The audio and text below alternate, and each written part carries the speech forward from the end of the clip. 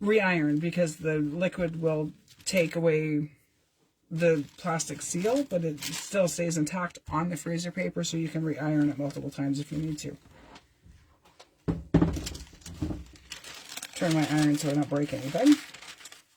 It'll be really, really hot, so just give it a couple minutes, but it is completely adhered to the backing. So I now have a different surface on the back. It's thicker paper. It's much more sturdy. I can do the same thing with napkins.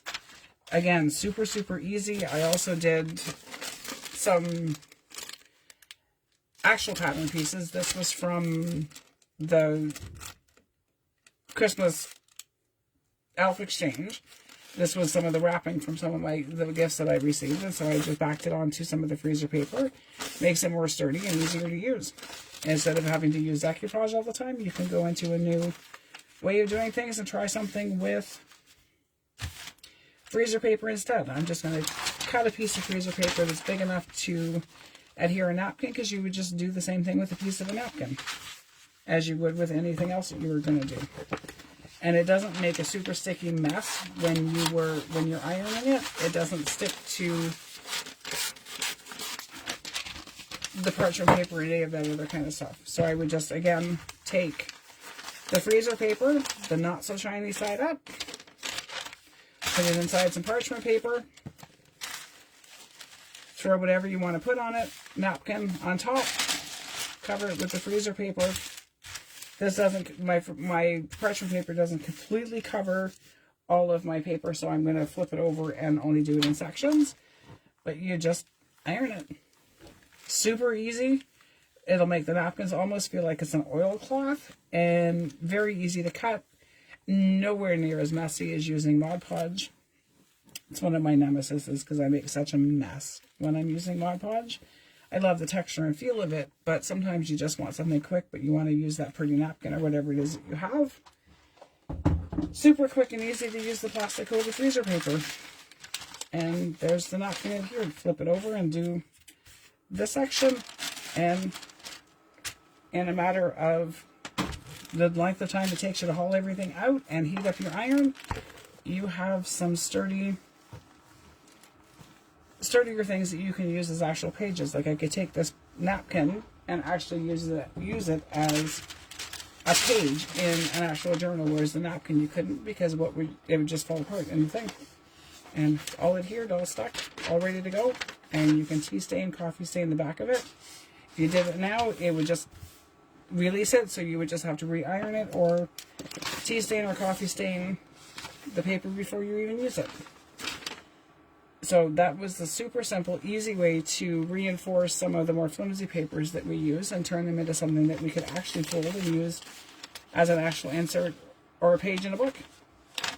And I haven't tested it yet, but I think that you probably should be able to write on the back of the freezer paper too.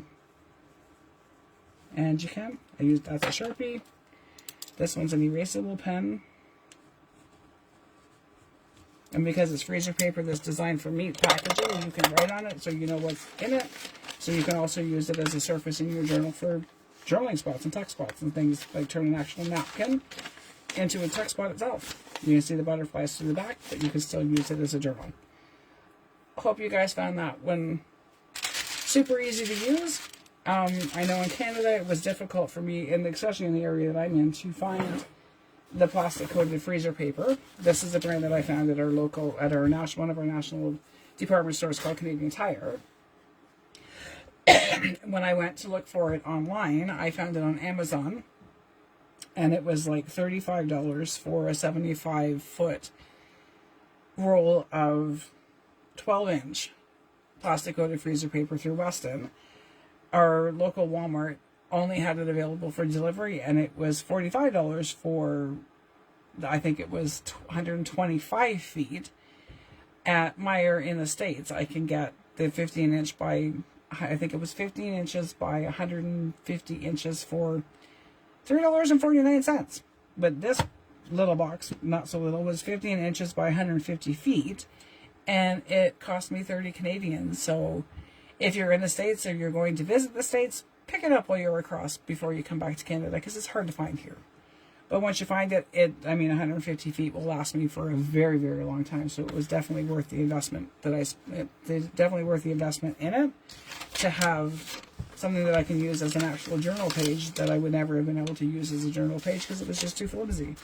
Some of our vintage pieces that we have that are really, really brittle, it would easily work with that as well. You could iron on fabric to it. You could iron on napkins, tissue paper, pattern pieces, any of that kind of stuff. And I will be back again another day with some different tips and ideas to do. Have a great one.